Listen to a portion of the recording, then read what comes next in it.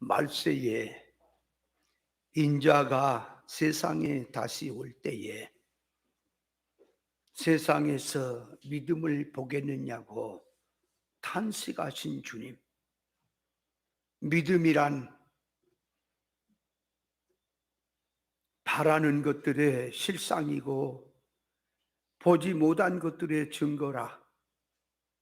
이 땅에서 천국에 가보지 않았지만 말씀을 통해서, 영감을 통해서 그 나라를 깨닫고 이 땅에서 실상을 바라보고 신앙생활하는 것이 믿음이며, 또한 그 세계를 보지 못했고 만지지 못했지만 말씀에 의해서 그 세계를 바라보고 증거하며 사는 것이 믿음의 길이라고 말씀하신 주님. 말세가 되면 믿음이 없다는 것은 믿는 사람이 없다는 것이 아니고 교회에 간판이 없다는 것이 아니라 믿는 사람은 세상에 많이 있지만 믿음을 가진 자가 없다고 주님이 탄식했사오니, 말세가 될수록 눈에 보이는 기준, 세상 물질의 것, 세상 것에 대해서는 사람들이 관심을 두고 그것에 대해서 소망을 가지고 애를 쓰지만 보지 아니하는 실상 나라, 천국에 대해서는 관심이 없고 영에 대해서는 관심이 없는 시대라고 탄식하셨사오니, 주여 이 한 시간 다시 한번 저희들 눈에 보인 것을 알고자, 물질의 것을 놓고자, 세상의 것을 바라고자 주님 앞에 엎드린 것이 아니라 영원한 실상 세계를 놓고 귀한 진리를 깨닫고자, 하나님의 의사적 뜻을 깨닫고자, 그리고 신령한 것을 소유하고자 부복에 싸우니, 하늘 문을 여시고 신령한 것으로 심령에 채워주셔서 부족함이 없는 저희들 되도록 축복해 주시옵소서. 성령으로 함께 하시기를 바랐고 감사드리며 우리 주 예수님의 이름으로 기도하옵나이다. 아멘. 할렐루야. 자, 오늘은 17절에 갈라디아서도 오늘 말씀을 전하면 다음 주면 끝날 것 같습니다. 오늘 또 이 말씀에 이후로는 그랬으니, 이 후로가 언제부터인지, 바울 사도가 예수 믿은 후부터란 말인지, 아니면 자기가 하나님을 만나고 예수님 만나고 거듭난 날, 회개한 날부터란 말인지, 아니면 하나님의 말씀을 가지고 자체화시킨 그 부분부터라는 말인지, 이것도 이해를 바로 해야 될 것이고, 또 자기를 괴롭게 하지 말아라.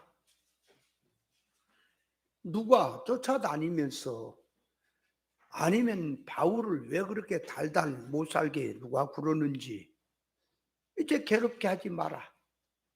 그 말을 왜 하는 건지, 또 자기 몸에 예수의 흔적을 가졌다는데 그 흔적을 가졌다는 것이 뭔지 참 이 말씀도 깨닫기가 어렵습니다. 그런데 이 하나하나 새기려면 시간이 모자랍니다. 그러니까 계속 이 한 구절 붙들고 1탄, 2탄, 3탄, 4탄, 5탄 계속 말씀을 전개할 수는 없어요. 그래서 간단하게 말씀을 드릴 테니까 기문이 열려서 잘 깨닫고, 내가 쑥떡같이 개떡같이 얘기를 해도 찰떡같이 알아듣시기 바랍니다. 잘 깨달아라 그 말이에요. 자, 그래서 먼저 여기 이제 후로는 나를 괴롭게 하지 말라 하는 말의 뜻이 뭐냐? 바울이 괴로움을 받은 것은 무엇을 놓고 괴로움을 받았을까? 그걸 생각해야 돼요. 예를 들어서 대통령이 국민들로부터 괴로움을 받는다면 뭐 때문에 괴로움을 받을까? 뭐 때문에 받을 것 같아요? 대통령은? 정치 잘못한다고 그럴 거 아니에요. 그죠? 뭔 일이 생기면 전부 책임을 대통령이 져야 하니까 나라에 뭔 문제만 생기면은 대통령이 정치를 잘못해서 그런다고 맨날 그럴 거 아니야 그 말이. 그러니까 대통령으로서 괴롭힘을 받는 게 있고요. 그죠? 또 병원의 의사가 신경 쓰일 일은 뭘까? 그러니까 사람마다 자기가 신경 쓰이는 것은 따로 있다 그 말이에요. 그렇다면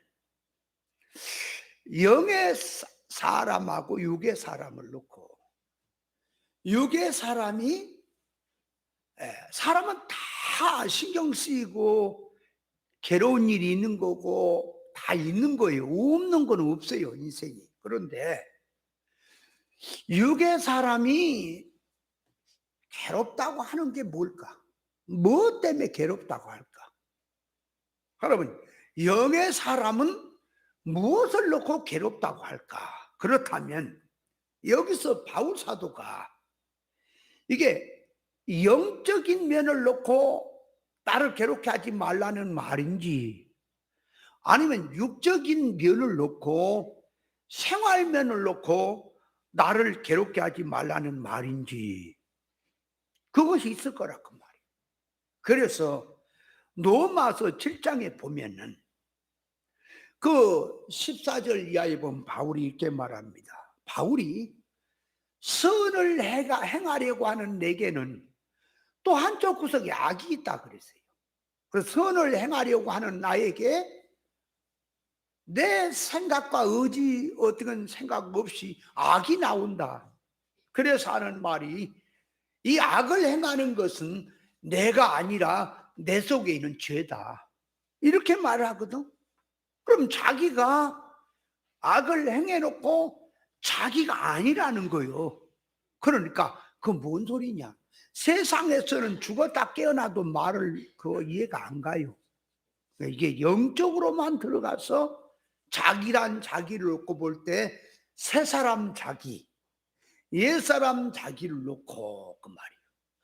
눈에 보이는 물질의 몸인 자기, 눈에 보이지 않은 참 실상의 새 사람 자기를 구분하지 아니하면 그 말은 이해가 안 가는 거예요. 왜냐하면 자기가 죄를 지어놓고 내가 한 거 아니다. 아니 네가 했지 누가 안 했어. 그러니까 바울이 하는 말은 자기란 속에는 두 자기가 있다 그 말이에요. 하나는 옛사람 자기, 하나는 새사람 자기가 있다. 그래서 자기란 자기를 놓고 실상의 자기, 참 자기는 누구냐 그러니까 새사람 자기가 참 자기인데 이게 옛사람 이 자기로 살아온 것이 그 말이에요. 요게 내가 아니다. 내 안에 옛사람 성질로 산 거지 참 나는 아니다. 그런 말의 뜻이 되는 거죠. 그래서 바울이 7장 24절쯤에 가보면 이제 오라 나는 곤고한 사람이로다. 이 사망의 몸에서 누가 나를 건져내랴 그렇게 한탄하죠. 그럼 거기서 바울이 건고하다, 괴롭다, 힘들다, 신경 쓰인다 하는 이 말을 어떤 목사님은 꼭 육댕이 이 사람은요 성경을 보고도 꼭 자기처럼 해석을 해요. 성경 깨달은 대로 성경은 해석이 나오는 거예요. 그래서 바울이 결혼을 못했대요. 그래서 결혼을 못하니까 긴긴 밤 지내면서 힘들어가지고 홀로 지내니까 힘들어가지고 괴롭다 그랬대요. 호랭이나 물어갈 사람이 이런 거는 성경을 가지고 그렇게 말하는 것은 그래서 성경 가지고 아무렇게나 한다 그러지만 아니 그거는 할례받지 못한 완전히 이거는 생땡이들이라 그 말이에요. 성경이 바울을 갖다 그렇게 말하면 안 돼요. 바울은 영의 사람이에요. 예수 만나고 변화받은 사람이에요. 신앙 개걸한 사람이에요.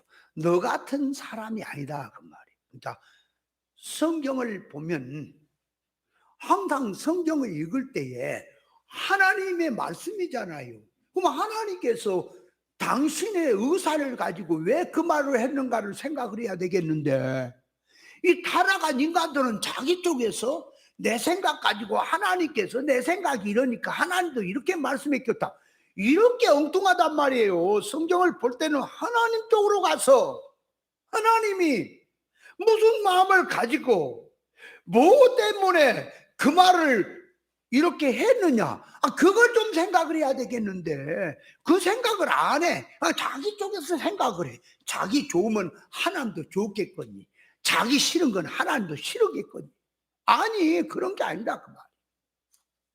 그래서 바울 사도는 여기서 권고하다고 하는 것은 영적인 면을 두고 하는 거예요. 그래서 이 영성이 있고요. 자기 안에 육성이 있어요. 그러면 이 언능 이 말을 가지고 말하면 영성이 강해지면 육성이 약해지고 육성이 약해지면 영성이 강해진다라고 이렇게 말할 수 있지만 그런 뜻이 아니 그렇게 말을 하면 안 돼요. 뭔 말이냐? 원래는 영성이 강해야 정상이에요. 영성이 강해야 정상인데 육성이라는 놈은 약해진 법도 없고 항상 강하게 있는 거예요. 육성은 항상 강해 있단 말이에요. 원래는 영성이 강해야 되겠는데 영성은 이 강하기도 하고 약하기도 해요. 영성이. 육성은 항상 강해요. 그러니까 이게 영성이 강해지면 육성이 약해지고 육성이 강해지면 영성이 약해진다는 게 아니고 육성은 항상 강하단 말이에요. 그런데 영성이 약하기도 하고 강하기도 하니까 강할 때는 육성이 강하더라도 잠잠한 거예요. 잡혔어. 그러다가 영성이 약해지면 그대로 올라오는 거예요. 잘 이해를 해야 돼요. 그 말이 그 말 같은데 전혀 다릅니다. 봐요. 어느 우리가 이 말을 가지고 이 바울이 하는 말을 통해서 영성이 강해지면 육성이 약해지고 육성이 약해지면 영성이 강해진다 그렇게 이해하기 쉬운데 그런 말이 아니라 육성은 약해진 적이 없다고요. 항상 강한 거예요. 타락성이. 그런데 무엇이 약해졌다 강해졌다 한다고? 영성이. 그러니까 영성이라고 하는 것은 자기가 말씀 듣고 깨어 있으면 강해지는 거고 신앙 믿음으로 살겠다고 깨어 정신을 차리고 가면 강해져. 강해지면 이놈의 육성이 아무리 강하더라도 또가리 틀고 일어나지를 못해요. 잡혀요. 그 영에게 잡혀. 그런데 가다가 은혜가 떨어집니다. 세상이 보입니다. 다시 말하면 육성이 그러니까 영성이 은혜가 떨어지고 약해지면 육성은 강한 그 세력이 이제 들고 일어난다 그 말이에요. 그렇게 된 것을 인간이 나타난 결론을 가지고 이해를 못하면 속을 못 보면 영성이 강해지면 육성이 약해지고 육성이 강해지면 영성이 약해진다 그렇게 표현을 하는 거예요. 물론 그렇게 표현을 해도 그렇게까지 엇나간 건 아니겠지만 성경이 말하려고 하는 뜻을 알아야 돼. 그러니까 이게 뭐냐? 영성과 육성은 같은 레벨이 아닌 거예요. 같은 레벨로 들어간 말이에요. 그게 그렇게 해석이 되니까 선악과 먹고 타락한 지식에서 나온 개념이 된 거예요. 같은 말이라도 다릅니다. 그래서 영성이 약해지면 육성의 지배 아래로 들어가 버려요. 사망 아래로 들어간다 그 말이에요. 영성이 약해지면. 그래서 성경에서 항상 너희는 깨어 있어라. 깨어 있어라. 항상 깨어 있어. 항상 깨서 선한 싸움을 싸우라. 그런다 그 말이에요. 그래서 바울이 여기서 육영 그럴 때 육영 마음의 법, 죄법 그럴 때에 요 지금 법의 이치 성질을 말한 거지. 요 육이라 하는 것, 죄라 하는 것을 물질을 갖다가 죄라고 하는 게 아니고, 그러니까 밥 먹는 것은 죄고 기도하는 것은 의다 그런 게 아니고, 이 신앙이 또 잘못 들어가면 기독교인들이 어떻게 해서 하나님을 어떻게 생각하죠? 뭐 교회 와서 기도하고 예배 드리고 또 성경 보고 또 목사님들이 목회를 하고 이런 것은 전도를 하고 이런 거는 하나님의 일이고, 가서 직장 생활하고 공부하고 돈 버는 건 세상 일이고, 이렇게 이완화를 시킨단 말이에요. 자꾸 요거 6이다 0이다 하는 게 일에 있는 게 아니란 말이에요. 사람의 속성이 있는 거지. 그러니까 속에 영축적으로 들어가서 구원 이루기 위해서, 그러니까 영축적으로 들어가서 새 사람 위주로 들어가서 구원 이루기 위해서 공부하느냐, 구원 이루기 위해서 직장 생활로 농사 짓느냐, 그것은 다 의의 병기고 구원의 생활이란 말이에요. 그 자체가. 그런데 이 속성이 세상 잘 살기 위해서, 돈 벌어 세상 먹고 살기 위해서, 그러니까 한마디로 하면 육을 위해서 그 말이에요. 육을 위해서 목회를 하는 것도 있어요. 자기 출세를 위해서 목회하는 것도 있다고요. 하나님의 일이 아니고 밥 먹고 살라고. 전도하는 거, 목회 열심히 하는 것도 자기 출세 영달을 위해서 하는 게 있다고요.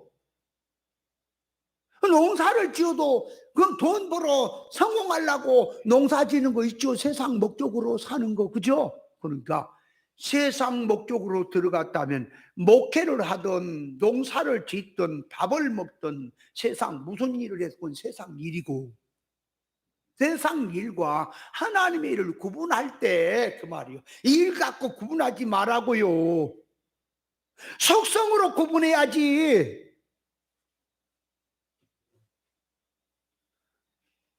주의 이름으로 선지하고 귀신 쫓고 많은 권능을 행해도 불법을 행한 자들아 떠나라 하는 그 말은, 그 선지자 노릇 한 거이 목회했다 그 말이에요. 신앙생활 열심히 했다 그 말이에요. 그러니까 열심히 기도를 했습니다. 열심히 충성했습니다. 열심히 선지자 목회했습니다. 그래도 육을 위해서 했으면 세상 일이고,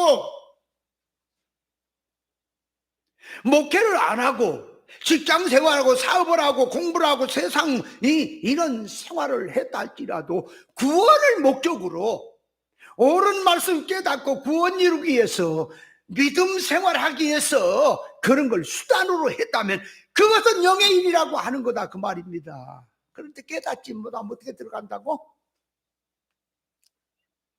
기도하고 성경 보고 설교하고 목회하고 전도하는 것은 하나님의 일이고,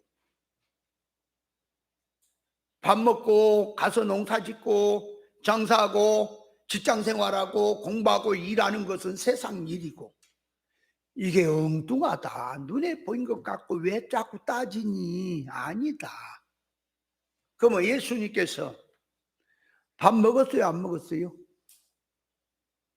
예수님이 밥 먹고 화장실도 갔을까요? 그리고 예수님이 화장실 간 건 세상 일이고 밥 먹는 건 세상 일이고, 그러니까 전도한 일은 이게 하나님의 일입니까? 예수님은 자체가 길이요 진리요 생명이시기에 움직이는 것, 눈동자 굴리는 하나까지도 다 영입니까? 그걸 깨달아야 할 것이다. 그러니까 우리가 자꾸 이원화 시켜서 영의 일, 육의 일 해갖고 어떤 종교적인 행위를 가지고 육의 일인 영의 일이 자꾸 따지지 말고 하나님의 진리를 깨달아서 깨달은 말씀 가지고 생활 속에 구원 이루는 생활로 나가는 것이 영의 일이다.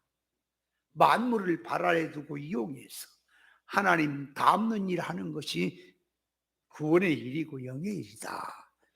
그렇게 들어간. 그래서 같은 밥상에서 밥을 먹습니다.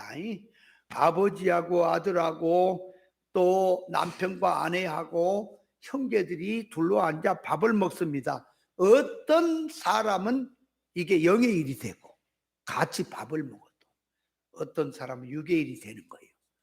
그러면 밥을 먹는 것에 있는 거요, 그 밥 먹는 소원성이 있는 거요. 밥 먹는 소원성이 있다는 것을 알아야 됩니다. 자, 그래서 바울이 이렇게 말한 것은 물질과 뭐 자꾸 육의 일, 영의 일을 갖다가 물질적 생활 뭐 이런 걸로 말한 게 아니라 속성을 말하는 거다. 그래서 바울은 신령체를 놓고 크게 하나님의 인격의 온전을 입는 것을 놓고 그 욕심을 놓고 자기의 부족성을 놓고 실상화시키는 면에서 탄식하는 말인 거예요. 바울이 오라 권고한 자다 하는 말은 실상화시켜야 되겠는데 다 부족하다 그 말이에요. 그래서요, 신앙이라고 하는 것이 보세요. 어둠에 있을 때는 구분이 안 가니까 자기가 어떻게 생긴지도 자기에게 있는 것이 뭐 귀한 것인지 통 모르다가 빛이 밝아진 색에 갈수록 흠이 드러나지요. 빛이 밝아진 데 갈수록 땅구멍도 크게 보이죠. 그와 같이 하나님의 옳은 진리를 깨달아 들어갈수록 자기 부족을 느끼는 거예요. 성경은. 바울 사도가 예수님 만나기 전에는 의인이었잖아. 그죠? 예수 믿는 사람들을 향해서 이 죄인들 잡아 죽인다고 그랬던 거 아닙니까? 그런데 바울이 회개를 하고 깨달아 들어갈수록 눈이 밝아질수록 하나님은 거룩한 분이고 만능의 전능자인데 하나님을 놓고 하나님을 내가 닮아야 되겠는데 하나님은 위에 계시고 나는 밑에 있고 하나님은 전능자인데 나는 이렇게 하나님의 자녀로서 이 모양인가 늘 생각할수록 부족을 느끼는 거예요. 그래서 세상에서도 학문도 알면 알수록 모르는 게 더 많은 거예요. 그래서 아는 사람은 겸손한 거예요. 쥐뿔도 중뿔도 뭘 모르면서 뭐 껍적껍적하면서 안다 그러는 거지 진짜 학문을 아는 사람은 안다고 하지 않아요. 많은 것 중에 조금 안다 그러는 거예요. 그러니까 보세요. 요 점이 동그라미란 점을 점 하나에서 밖을 보면 그 자리잖아. 그죠?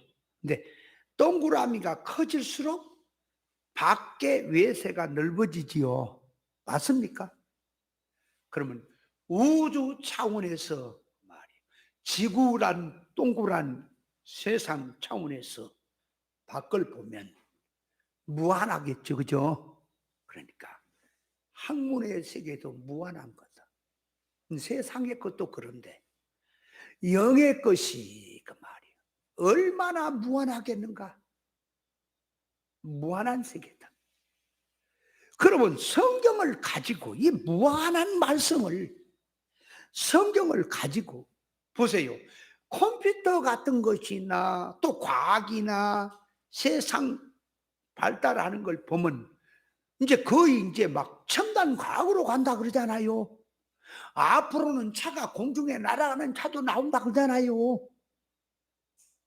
이렇게 과학은 발달을 하는데 컴퓨터도 발달을 해요. 옛날에 뭐 286, 386 뭐 이렇게 했었고 뭐 486 나왔다가 그다음에 뭐 팬텀인가 뭐가 나왔다가 지금은 통합이에요. 통합. 얼마나 컴퓨터가 좋아요. 과거에는 뭐 쓰다가 조금만 블랙 먹으면 이것이 잘 안 돌아오네. 지금은 지가 알아서 자가치료를 해버려요. 옛날에는 컴퓨터 쓰다가 껐지요. 불이 나갔지요. 그러면 이게 블랙을 먹어갖고 이게 뭐가 안 돼갖고 이게 또 손 봐야 돼서 지금은 지가 알아서 치료해버린다니까요. 그 정도 발달한 세상이에요. 옛날에는 저 보세요. 시골에서 한양철이라 그랬잖아.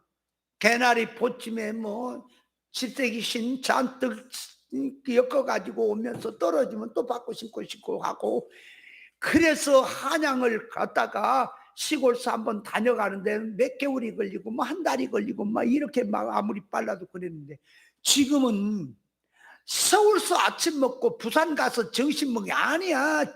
점심 먹을 것도 아니야. 그냥 부산 가서 세차 먹어. 그런 세상이 됐죠.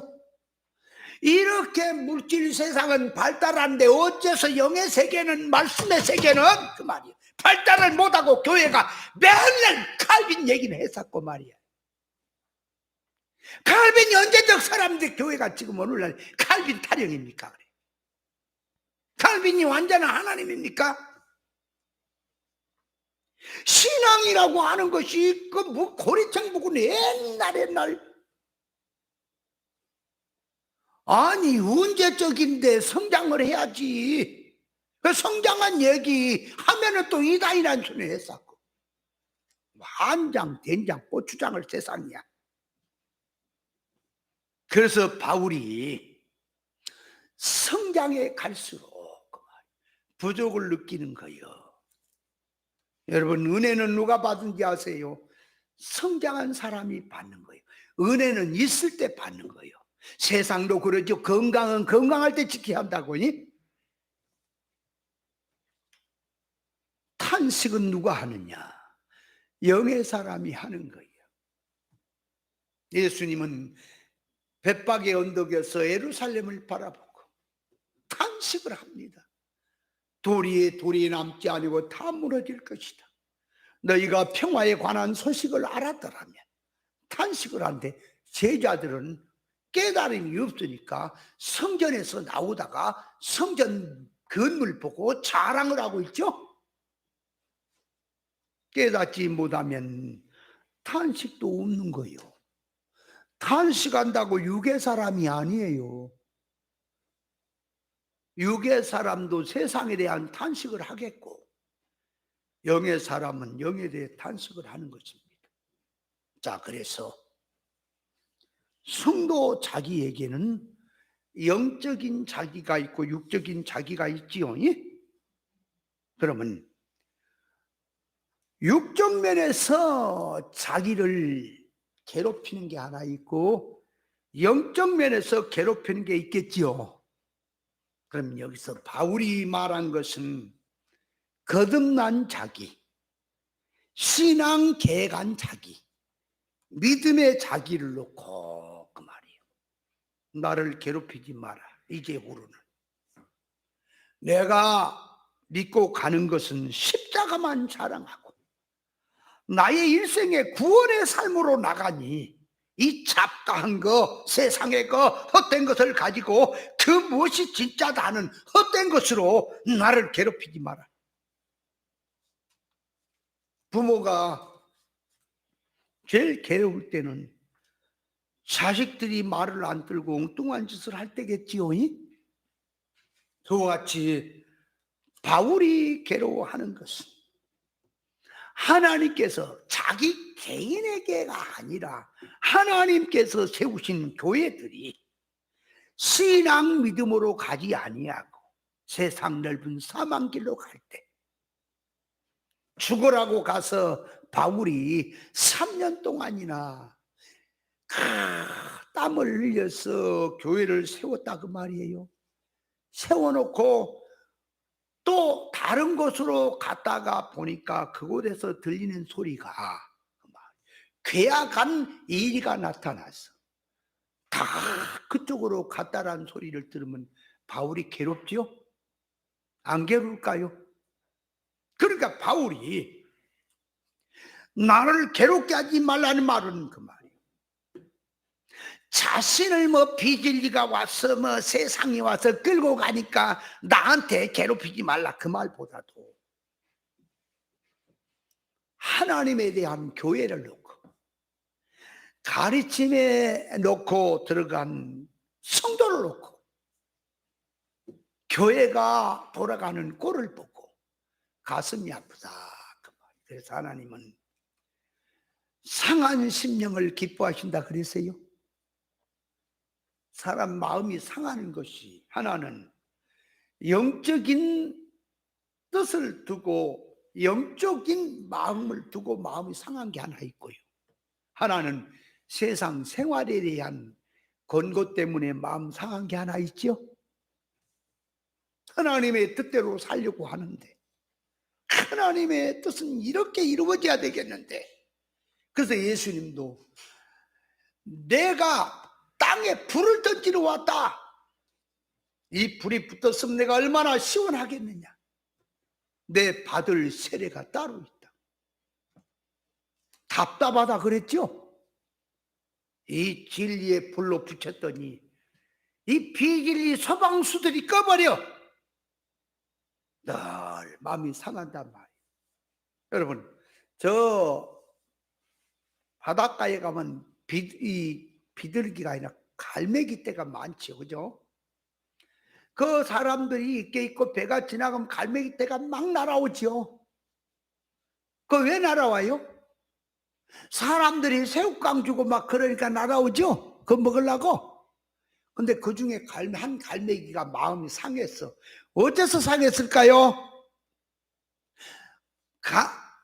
상한 갈매기 마음 왜 상했을까요? 갈매기가 이게 창조 목적 때문에 창조 목적대로나 못 살아서 마음이 상할까요? 새우깡 못 얻어먹어서 딴 놈은 눈치 빠르게 그냥 잽싸게 얻어 채는데 나는 못 먹어서 마음 상할까요? 갈매기 마음은 창조 목적에 대한 마음 상한 거 없어요. 그걸 알아야 한다. 욥을 넣고 욥의 세 친구들이 욥을 돕는다고 말도 안 되는 걸 갖고 하고 자기 기준에다가 욥을 갖다가 들었다 놨다 하지요. 그때 욥이 뭐라고 합니까? 너희는 나를 괴롭게 하는 자들이다. 이 쓸데고 없는 이게 의원들이다. 누가 그런 말을 모르겠느냐?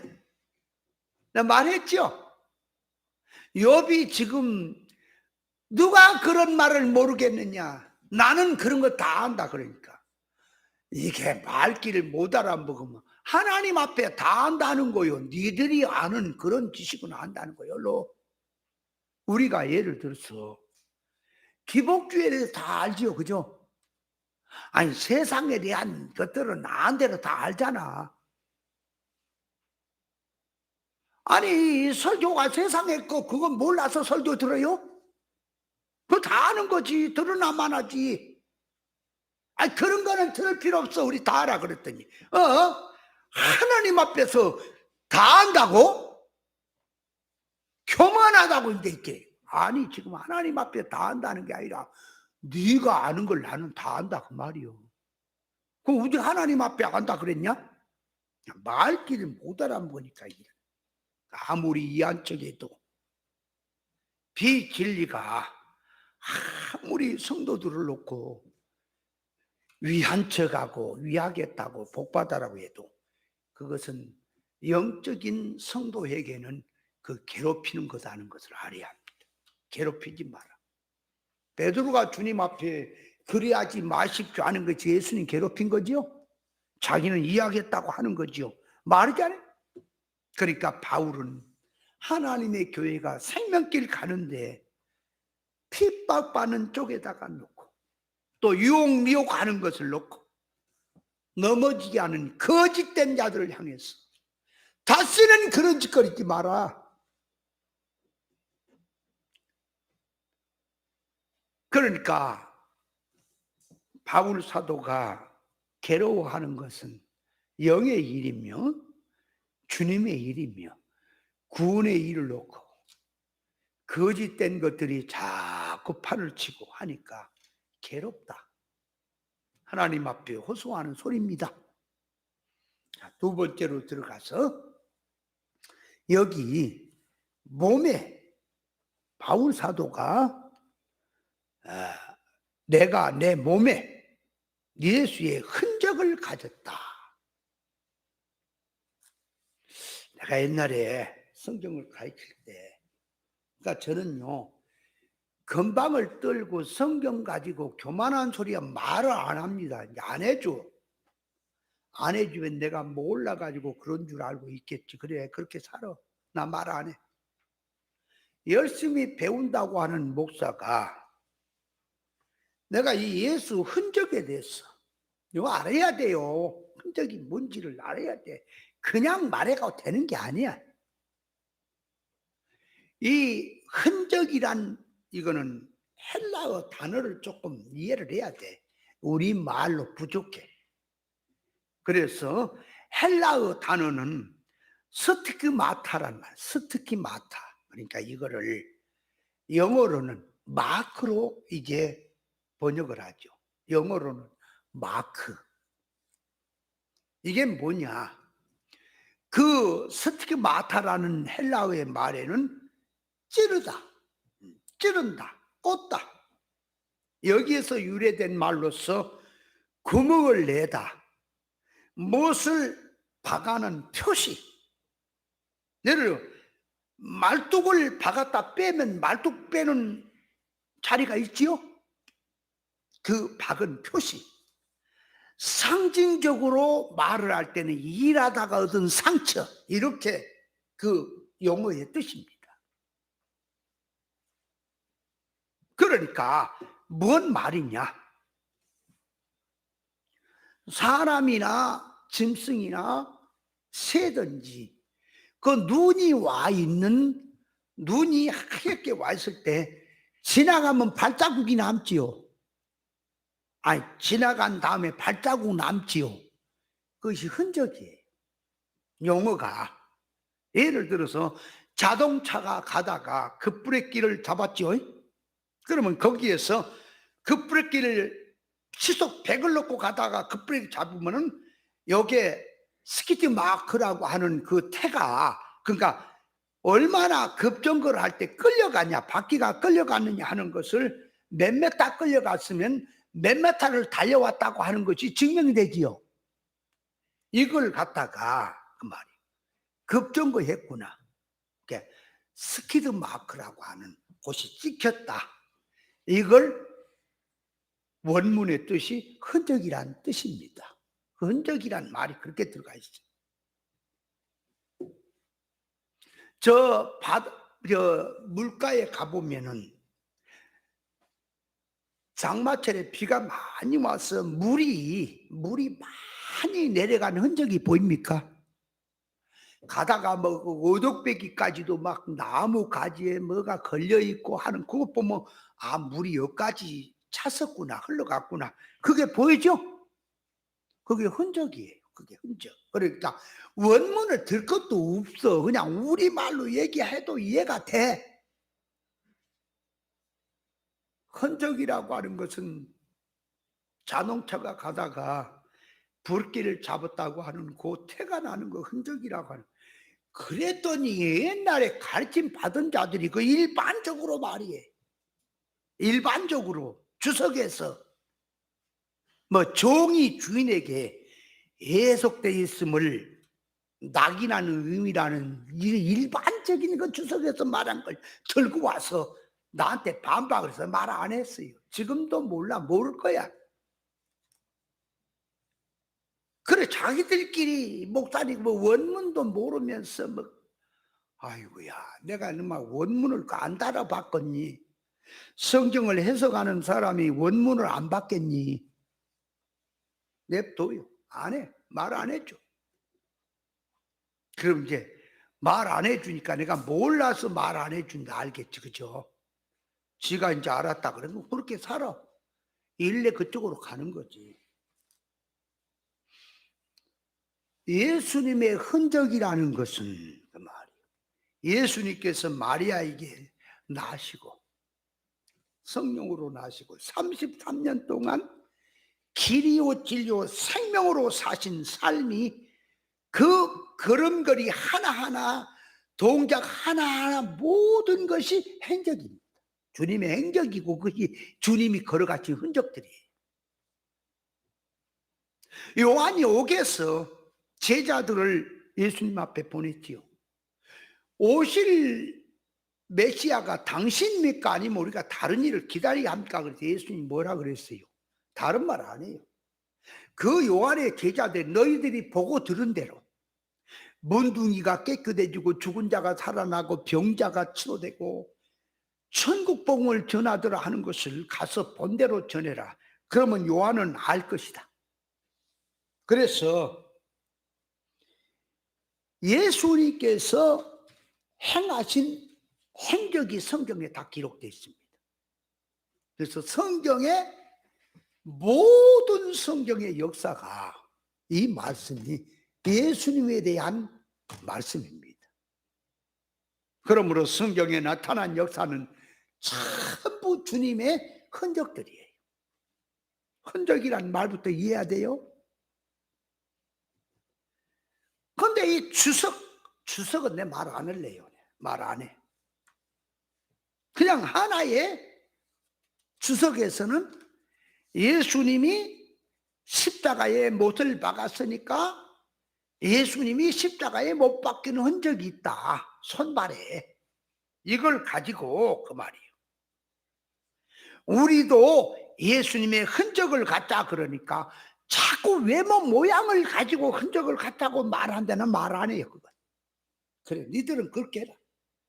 여러분 상처가 났어도요. 그 상처가 불에 대해서 상처가 났느냐, 벌레가 물려서 상처가 났느냐, 아니면 어떤 종기로 말미암아 상처가 났느냐, 찢기는 적이 상처가 몸에 얼마든지 다른 걸로 있을 수가 있어요. 기도하다가 뭐 어떤 이는 낙타무름이 됐다고, 그게 주님의 흔적을 낙타무릎 같은 소리 하고 있네. 어떤 이는 기도하다가 아글아글 써가지고 목이 완전히 갔어. 허스키하게 목이 쉬었어. 쇳소리가 나. 아, 목소리를 들어보니까 주님의 음성. 쇳소리가 나면 주님의 음성이에요. 얼마나 세상을 구했으면 저 모양일까. 예수 믿다가 자기가 불구자가 되고, 예수 믿다가 핍박받아서 어려움을 당하고,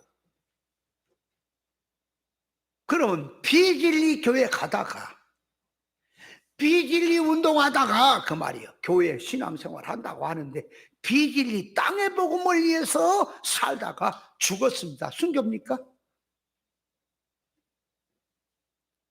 아, 육운동하다가 고난당하면 그리스도의 고난에 동참한 거냐 그 말이에요. 만약에 바울도 다메섹 도상에 예수님을 만나지 못했더라면 자기가 율법 종교에서 고난받은 것을 하나님을 위해서 고난받다 할 거 아니냐 그 말이에요. 안 그럴까요? 그래서 주님이 이 불법을 행한 자들아 언제 내가 그렇게 해라 그러더냐. 여러분 세상에서는 불신자도 영광과 고난이 있고요, 비진리로 가도 고난과 영광이 있고요, 진리로 가도 영광과 고난이 있는 거예요. 무조건 예수 이름으로 갔다가 붙인다고 주님의 고난에 동참하며 주님의 흔적을 자기 몸에 딱 가졌다고 해서는 안 될 거라 그 말이에요. 그래서 이 몸에 흔적을 가졌다는 뜻을 알아야 돼. 자, 그래서 첫째로 들어가서 시간이 저렇게 다 가버렸네 또. 자, 바울 사도가 몸에 그리스도 흔적을 가졌다는 것은 예수님 때문에 당한 고난을 말하는 거예요. 골로새서 1장 24절, 내가 이제 너희를 위하여 받는 괴로움을 기뻐하고 그리스도의 남은 고난을 그의 몸된 교회를 위해서 내 육체에 채우노라 그랬어요. 그러니까 무슨 말이냐? 그리스도의 남은 고난을 주님의 몸된 교회를 위해서 내 육체에 채우노라. 그러니까 주님의 흔적을 내 몸에 가진다는 말은 그 말이에요. 주님의 그 고난을 교회를 위해서 내가 채우겠다. 내 육체에 채우겠다. 그 말이란 말이에요. 그러니까 고난이란 말 속에도 자기가 잘못해서 오는 고난도 있지요. 타의 잘못으로 당하는 고난도 있지요. 아니면 진리 때문에 오는 고난도 있지요. 고난도 다 달라요. 그러니까 바울 사도가 받는 고난은 세상 사망성에서 헛된 생고생하는 속에서 그 말이 부패된 것을 그런 자리에서 벗고 생명으로 들어오고 옳은 진리로 들어오려니까 해산의 수고가 따라온 거지요. 해산의 수고가 따라오는 거예요. 그러니까 믿는 사람이기 때문에 고난 당하는 것인지 아니면 영적 생활로 들어가다 보니까 고난인 건지 반드시 고난도 알아야 할 거다 그 말이에요. 그래서 성경에서 자, 좁은 길, 넓은 길, 그러니까 같이 예수를 믿습니다. 세상 넓은 길은 사망길, 진리 좁은 길은 생명길이라 그러지요. 그러면 고난을 주님을 위해서 받는 고난이란, 주님과 동참한 고난이란 진리 좁은 생명길로 가면서 당하는 고난이야 주님의 고난에 동참이 맞습니까? 세상 넓은 길로 가면서 당하는 고난은 주님의 고난에 동참이 아니에요. 그러면 넓은 길이 무엇이며 좁은 길이 뭡니까? 어떻게 하는 게 넓은 길로 가는 거고 세상 사망 넓은 길로 가는 거고 어떻게 하는 것이 좁은 길입니까? 설명을 해야 돼 이거. 간단하게 말하면 넓은 사망길이라는 것은 타락한 인간의 많은 사람들의 소원이 묻어있는, 공동으로 묻어있는 소원 속으로 가는 것이 넓은 길이고요. 좁은 길이란 하나님 한 분 의사에 맞춰 가는 것이 좁은 길인 겁니다. 설명을 해야 이해가 가지. 그렇게 말해 갖고는 잘 이해가 안 가죠.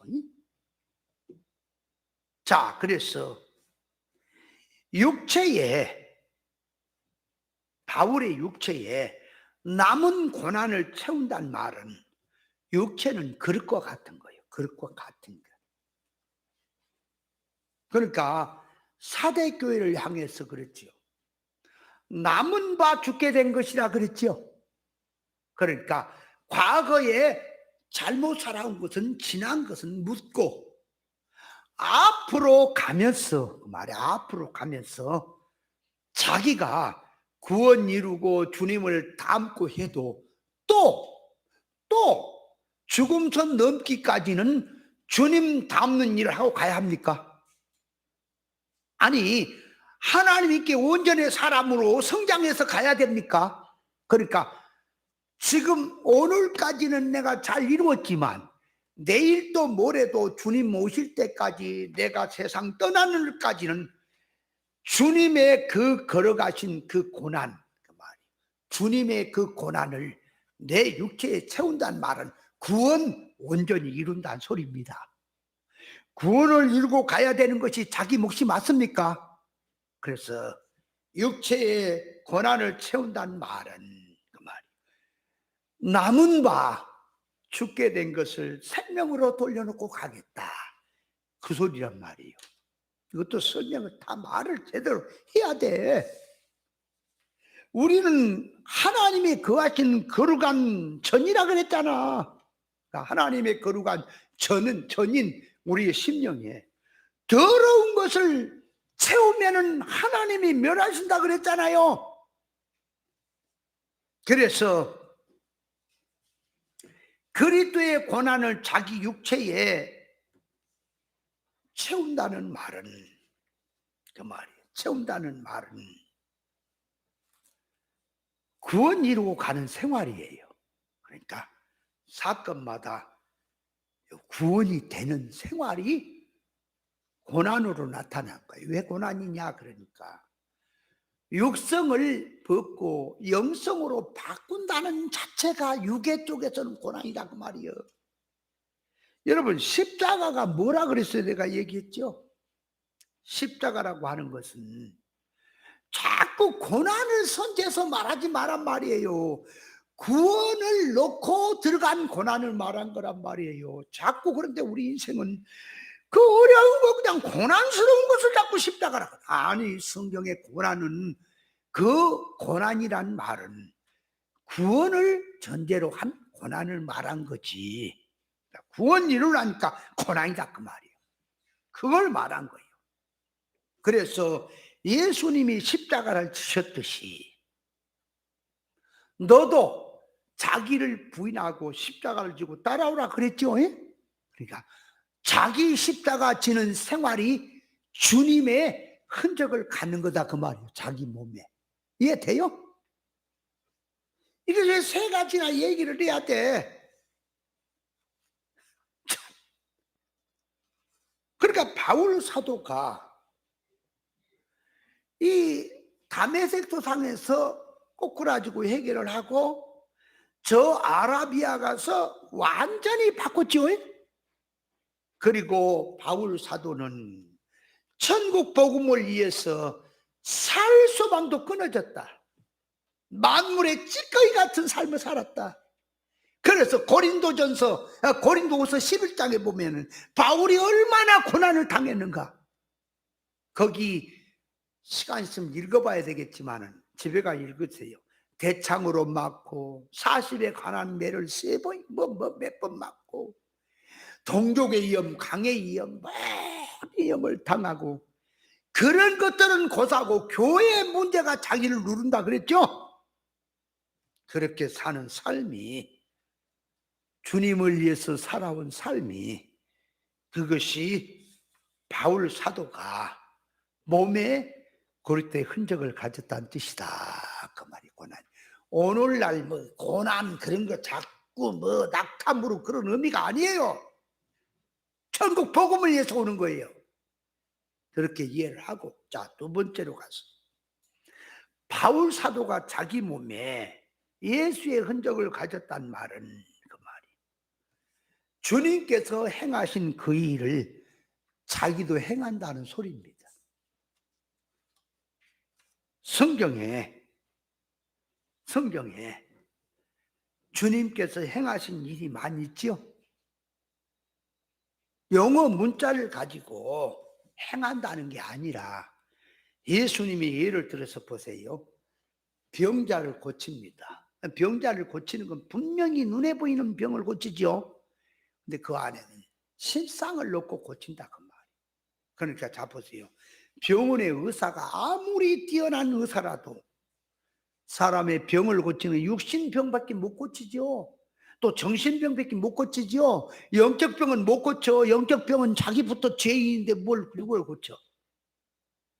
주님이 고치시는 것은 그 말이에요. 육신병 고치는 건 수단이고, 영적으로 하나님 앞에 창조 목적에서 삐뚤어진 걸 고친단 말이에요. 그거를 바로 놓고 육신의 병을 고치는 거예요. 그러니까 바울도 병자를 고치는 것이 주님과 똑같은 마음을 가지고 영적 면의 실상을 놓고 고치는 것이 주님이 하는 일을 자기도 하는 거예요.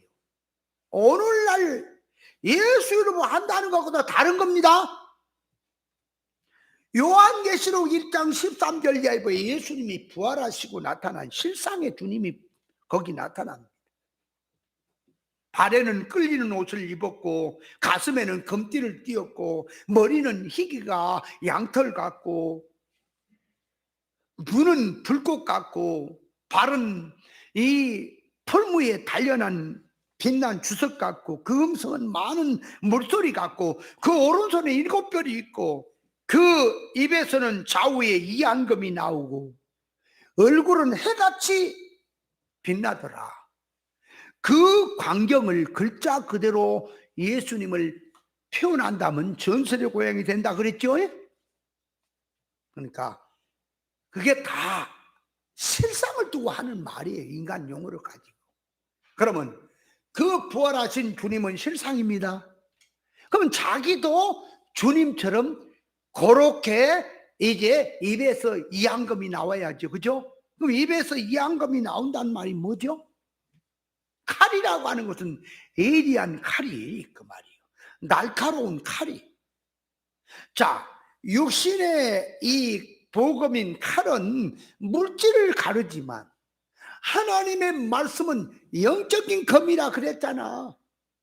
그래서 히브리서 4장 12절에 하나님의 말씀은 예리한 검으로서 좌우의 낯선 검이다. 영과 혼을 갈라 쪼개고 관절과 골수를 잘라 찌고 쪼갠다 그랬습니까? 그러니까 하나님의 말씀이 검입니다.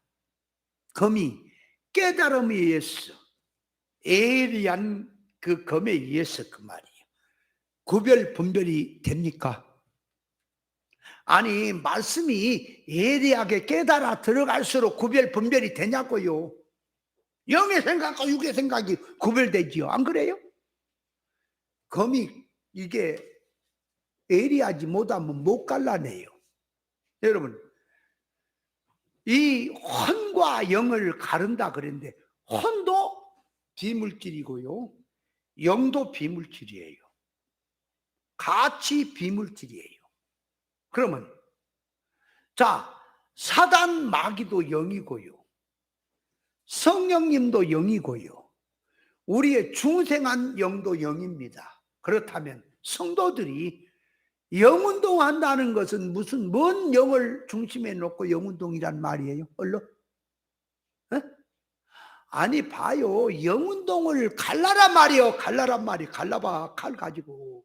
그러면 자 하나님의 성령도 영이고 사단 마귀도 영이요. 천사도 영이고 우리의 중생된 영도 영입니다. 그렇다면 교회가 영성운동한다 영운동한다 그러면은 무슨 영을 중심에 놓고 영운동이란 말이 되는 거예요? 얼른 자기의 중생한 영을 놓고 그 중생한 영운동하는 것을 말하는 거예요. 영운동이란 말이. 그러면 중생한 영은 그 말이에요. 사단의 영, 악령과 하나가 될 수 있어요? 없어요? 안 돼요. 안 돼. 중생한 영은 진리와 성령으로만 같이 하는 거예요. 그러니까 교회가 영성운동한다 영운동한다 그러면 진리운동한다는 소리가 되는 거예요. 이해돼요? 근데 이걸 칼이 무디 갖고 무디 가지고 이게 구별이 안 되고 갈라지질 않으니까 교회가 귀신운동하고 있는 게 신비운동하는 걸 영성운동한다 그런단 말이에요. 오늘날 교회들이. 안 그런데 교회가 있는가 가보세요. 지금 영성운동한다고 하고 구별해 보세요. 그것이 귀신운동 아닌가? 교회가 어째서 부흥이 안 됩니까? 당신의 사업이 어째서 안 됩니까? 하나님 앞에 맡겼기 때문에 그렇습니다. 뚫어요. 회개하시오. 축복을 받습니다. 빼였다고 소리가 그게 영성이라고 하잖아. 미친 귀신 제밥 먹은 소리는 하는 거지. 영성운동이란 말은 영운동, 중생한 영은 진리 먹고 자라니까 영인 성장운동, 자타의 구원운동, 진리운동, 영성운동이에요. 이걸 모르니까 갈라지지도 않지요. 그래서 하나님의 예리한 말씀의 검으로 영과 육을 구별합니다. 신본주의가 인본주의가 뭔지를 구별해내요. 악령의 운동과 성령의 운동을 구별해요. 그것이 검이에요. 말씀의 검이에요. 그것이 예수님의 입에서 나오지요. 무슨 입에 딱 칼을 무고 나옵니까? 전설의 고향처럼 지금. 그렇게 한 것처럼 바울의 입에서도 이제 이한검이 나옵니까? 예수님이 하신 그 검이 바울의 입에 나오니까 바울의 몸에는 예수의 흔적이 있는 거예요. 예수님이 하신 흔적이 바울에게 있다고 말이요. 예수님이 영으로 걸어간 걸 바울도 영으로 걸어간 게 보인다 그 말. 그런 점에서 바울이 몸의 흔적을 가졌다는 소리. 이것도 자세히 또 설명을 좀 해야 되는데 사실은 이게요 한 내용이 한 시간씩 설명을 해야 될 내용들이에요. 근데 이제 싸잡아서 아웃라인 말씀드리니까 잘 깨닫고 하여간 부지런히 깨달으세요.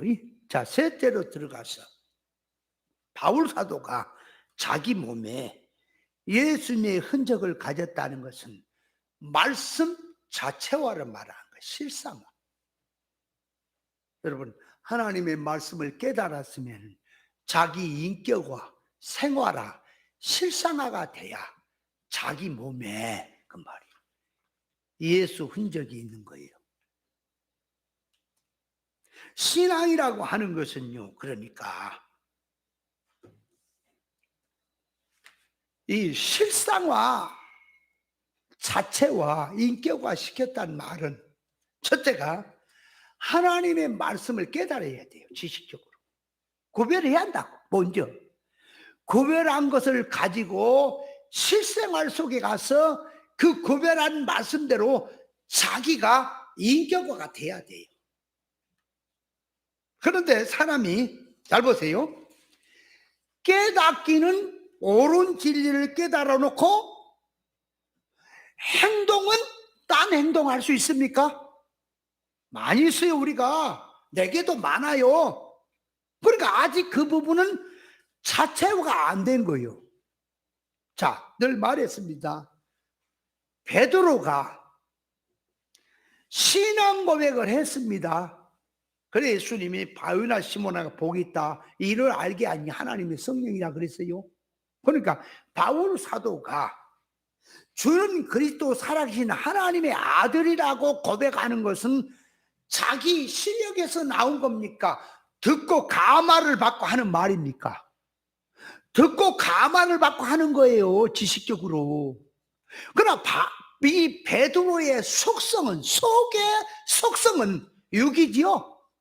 그래서 그 나중에 주님이 이제 고난을 받고 네 신앙 고백에 교회를 세우겠다 그랬더니 바울이 하나님 일을 생각지 아니고 사람 일을 생각하는 것이 그것이 자기 실력이죠. 그러니까 자체화란 말을 잘 알아야 돼요. 안다고 해서 자체화가 아니고요. 아는 건 1차란 말이에요. 자체화는 자기가 성질이, 소성이 그 진리화로 바꿔진 것이 자체화한 거예요. 이해돼요? 자, 우리가요, 잘 봐요. 이 아침에 자고 일어나서 눈만 뜨면 뭐가 보여요? 물질이 보이죠. 그죠? 물질이 보이잖아. 눈에 보인 것이 보이죠. 그러다 보니까 하도 선악과를 먹고 타락해서 세상성으로 찌들 대로 찌들어서 살다 보니까 딱 사건을 보면은 돈 계산, 사건을 딱 보면 육의 계산. 그러니까 사건을 만나면 보세요. 사건을 만나면 요게 돈이 얼마냐, 이것이 내가 행복하겠냐, 이것이 내가 대우를 받겠냐, 아니면 이것에 내가 피해를 보겠냐, 내가 이게 망하겠냐, 어려움을 당하겠냐, 자꾸 계산하는 게 육으로 들어가 있단 말이에요. 사건을 본 눈이. 이게 타락이라. 진리로 자꾸 하나님의 말씀을 듣다 보니까 정신과 소원성과 모든 사고 방식이 그 말이 육으로 계산하던 것이 영으로 계산이 들어가는 거예요. 이제 책 보면 사건에서 돈이 벌리겠냐, 내가 피해를 받겠냐, 내가 죽겠냐 살겠냐를 보는 게 아니라 하나님을 기쁘게 할 것이냐, 영의 것이 망하는 거냐. 그 일확천금이 들어올지라도 나는 영의 것 망하는 것을 나는 원치 않다. 다 버린다. 내 목숨을 버리서라도 더 좋은 부활이라면 나는 하나님이 이 사건에 택하겠다. 그러니까 우리는 이 자체화라고 하는 것은 경건의 훈련을 통해서 되는 거예요. 예를 들면 모든 스포츠를 행할 때에 먼저 코치가 자세를 잡아줍니다. 그러니까 그 모든 운동이 그래요. 자세가 안 되면요 제대로 실력이 안 나와요. 그래서 옛날에 제가 배드민턴 칠 때도 코치에게 코치를 받아보면 코치 안 받고요 그냥 자기가 치면요 마고제비 치면 백날 쳐도 실력 안 나와요. 탁구도 그렇습니다. 탁구도요 이 정상적으로 배워서 치면요 이게 침이 안 드는데 마고제비를 치면 꽁수나 해사고 아무리 쳐봐야 실력이 안 늘어. 그래서 정상적으로 배워야 하는 거지. 모든 운동이 그래요. 그래서 제가 여 밑에 가서 탁구를 조금 이게 해다가 한 달 동안 코치를 받아봐야 되겠다고 요 밑에 탁구장에 가서 한번 내가 한 달 동안 월자금을 주고 코치를 받아봤어. 이게 아무래도 안 늘고 또 팔만 아프고 그러니까 정상적으로 탁구 운동을 하려면은 이 팔 안 아프게 해야지. 그래갖고 가서 받아봤는데 이 양반이 벙어리여. 코치가 하고 아주 참 의사소통이 힘들어. 그래서 한 달 동안 하다가 때려치워라. 왜? 그래서 내가 탁구를 잘 못 칩니다. 장 목사님이 옛날에 처음에 시작할 때는 막 탁구 진짜 못 쳤는데 지금은 번개같이 잘 치잖아. 그냥. 우리 목사님은 탁구를 때 앵 돌려버린 경우 있어요. 앵 돌려버려 그냥 하다. 그러면 안 돼. 이게 뻗어줘야 되는데 앵 돌려버려. 생각해. 안 늘어. 근데 이제 하도 치다 보니까 실력이 늘잖아요. 그래서 코치가 이렇게 합니다. 이 배드민턴 칠 때도요 항상 이 팔을 항상 여기서 뭐 주먹 하나 사이에서 딱 들고 라켓을 들고 이렇게 매개대라가 아니라 딱 잡은 상태에서 돌려서 뭐 쳐라. 이 팔목으로 쳐라. 팔로 치지 말고 그러거든요. 근데 그게 습관이 막 골목장에서 장작 패대기 했잖아요. 그러니까 코치가 있다가 다시 틀렸어. 또 다시 서대번 이렇게 받고 다시 계속 다시 그래서 맨 처음에는 게임하지 말라 그래요. 왜? 옛날 습관이 나온다고. 그래서 그것이 자세가 잡힐 때까지는 훈련을 하는 거예요. 다시 그래서 잡혀지면 나중에는 자동으로 그 이제 동작이 나오는 거예요. 거기 잡힐 때까지는 그와 같이 경건의 훈련이란 말은. 자꾸 눈만 뜨면 세상이라. 눈만 뜨면 세상이야. 다시 하나님의 말씀에 눈만 뜨면 천국, 눈만 뜨면 하나님의 의사를 찾아라. 모든 계산이 하나님이 기뻐한 걸 찾아라. 그런데 그거는 지식이었고 내가 실제로 사건 당하면 눈만 뜨면 돈 계산, 세상 계산이. 틀렸다. 다시 잡아라. 다시 잡아서 자기 몸에 그 말 진리가 배이고 말씀이 자기 자체화로 들어서 눈만 뜨면 영의 것이 보여. 사건만 보면은 구원이 보여. 구원을 위해서 예수님이 나간 그 상태로 들어가고 나가야 그것이 자체화한 거예요. 실상화가 되는 거예요. 그거는 훈련을 통해 되는 거라니까. 자꾸 말씀에서 회개하고 또 하고, 그래서 말씀을 물이라고 하는 거예요. 물로 정결해진다고 하는 거예요. 거룩해진다고 하는 것이 자꾸 자꾸 말씀에 의해서 내가 삐뚤어진 생각, 삐뚤어진 소원성, 삐뚤어진 것들 다 고쳐나가는 것이 그것이 말씀으로 잡혀간 거다. 그건 거룩의 사람으로 된 거다. 그래서 자체화된 사람, 몸에 뱄잖아요. 몸에 뱄어. 움직일 때마다, 말할 때마다, 눈동자 굴 때마다 예수의 향기가 나올까요? 그렇게 자체화가 돼야 예수의 향기 나올까요?